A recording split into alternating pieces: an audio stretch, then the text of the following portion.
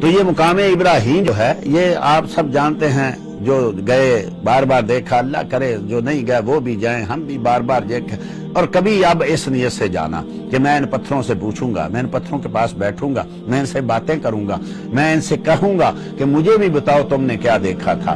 یہ پتھر اگر ان کی سنتے تھے تو ان کے غلاموں کی بھی سنیں گے، اگر ان سے کلام کرتے تھے تو ان کے غلاموں سے بھی کلام کریں گے۔ یہ کہتے ہیں، علماء کہتے ہیں، یہ دو سگے بھائی جیسے ہوتے ہیں نا، توام، یعنی جن کو جڑوا بھائی کہتے ہیں، یہ حجر اسود اور یہ مقام ابراہیم۔ یہ امام جلالدین سیوطی نے تفسیر در منصور میں روایت ہے کہ یہ ایسے ہیں جیسے جڑواں بھائی ہوتے ہیں۔ یہ جب آئے تھے دونوں تو یہ کیا تھے؟ یہ جنت کے یاقوت تھے۔ فرمایا اگر ان کو مشرک ہاتھ نہ لگاتے، حائضہ عورتیں ہاتھ نہ لگاتی، اگر ہمارے یہ گناہ نہ چوستے تو یہ آج بھی دونوں پتھر پوری کائنات میں چاند سے زیادہ روشنی دے رہے ہوتے۔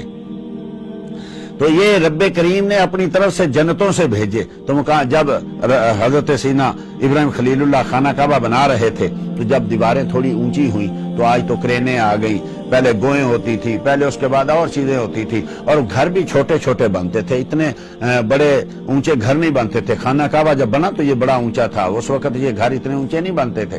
اب کیسے کریں کہ جب وہ اونچی ہوئی تو فرمایا ایک امانت ہے، وہی حجر جو ہے یعنی مقام ابراہیم۔ حضرت ابراہیم نے کہا کہ حضرت سیدنا اسماعیل کو لے کے آؤ۔ بعض روایتوں میں ہے کہ وہ خود بولا کہ اسماعیل علیہ السلام ہے یہاں، بعد میں ہے کہ یہ بہت بڑا تھا، لیکن جب حضرت ابراہیم نے پکڑا تو چھوٹا سا ہو گیا۔ اور بعض روایتوں میں ہے کہ آپ دیکھ کے واپس آئے، دو چار آپ پتھر لائے، حضرت ابراہیم نے کہا یہ نہیں ہے، یہ نہیں۔ جب واپس آئے ایک بار کہ کیا لے کے آؤں، بڑے بڑے پتھر اٹھائے نہیں جاتے، چھوٹے پتھر کام نہیں کرتے، تو حضرت جبرائیل نے پہلے لا کے رکھ دیا تھا۔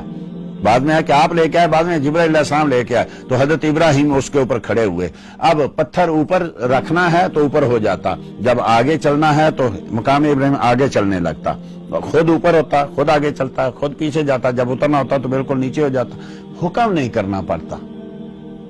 ایک تو یہ ہے کہ حضرت ابراہیم کہیں حضرت اسماعیل کو کہ دھکا لگاؤ آگے جانا ہے، دھکا نہیں لگانا پڑتا۔ پھر یا حضرت ابراہیم کہیں پتھر آگے ہو جا، نبی ہیں ان کی بات مانے گا، حکم بھی نہیں دینا پڑتا۔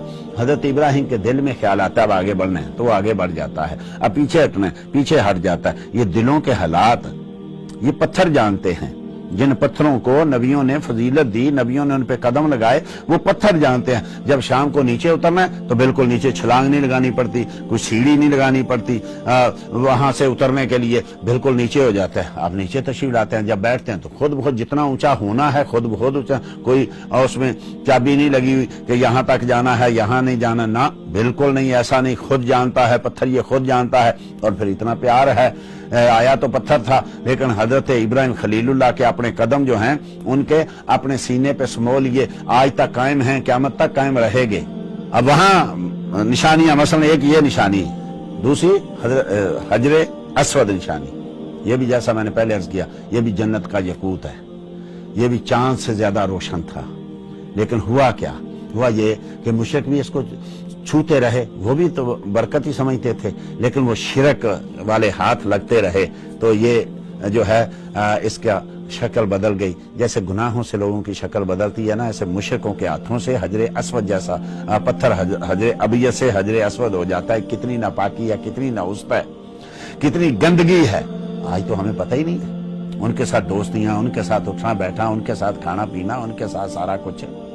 اس کے بعد پھر یہ جیسے ایک سیاہی چوس ہوتا ہے نا، بچپن میں ہم دیکھتے تھے جہاں سیاہی زیادہ پڑ جاتی ایک سیاہی چوس سا اس پہ رکھتے تھے، اس سیاہی کو چوس لیتا تھا، تو یہ گناہ چوس ہے۔ اللہ اکبر، یہ پتھر ہے لیکن یہ گناہ چوس ہے۔